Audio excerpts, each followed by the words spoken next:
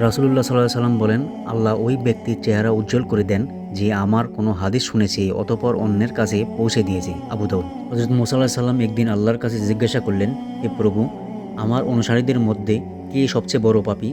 আল্লাহর উত্তর, যে ব্যক্তি সর্বপ্রথম এই পথ অতিক্রম করবে সেই হলো তোমার অনুসারীদের মধ্যে বড় পাপী।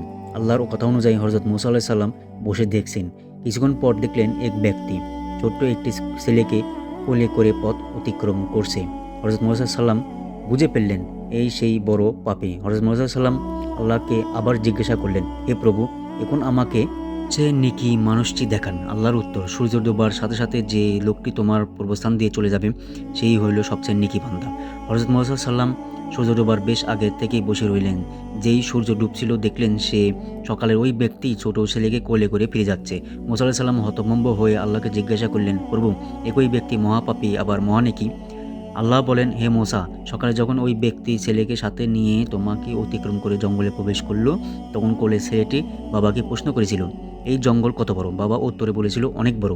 ছেলে আবার প্রশ্ন করলো, বাবা, জঙ্গল থেকে কি বড় কোনো কিছু আছে? তখন বাবা বলেছিল, হ্যাঁ বাবা, ওই পাহাড়গুলো জঙ্গল থেকে বড়।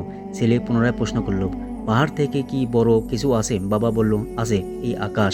ছেলে আবার প্রশ্ন করলো, আকাশ থেকে কি বড় কিছু আছে? সেই ব্যক্তি বলল, হ্যাঁ, আমার পাপ এই আকাশ থেকেও বড়।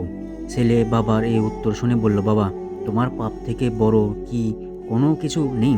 তখন বাবাটি চিৎকার দিয়ে ছেলেটিকে জড়িয়ে ধরে কাঁদতে কাঁদতে বলল, আমার পাপ থেকে অনেক অনেক বড় আমাদের আল্লাহর রহমত। হে মূসা, এই ব্যক্তির পাপের অনুভূতি ও অনুশোচনা আমার এতই পছন্দ হয়েছে যে সবচেয়ে পাপী ব্যক্তিকে সবচেয়ে নেককার ব্যক্তি বানিয়ে দিয়েছি। মনে রেখো, আমার শাস্তির হাত থেকে ক্ষমার হাত বহুগুণ বড়। হে আল্লাহ, আপনি আমাদের সকলকে পিছনের গুনাহসমূহ ক্ষমা করে সামনের দিকগুলোকে পথ চলার তৌফিক দান করুন। আমিন।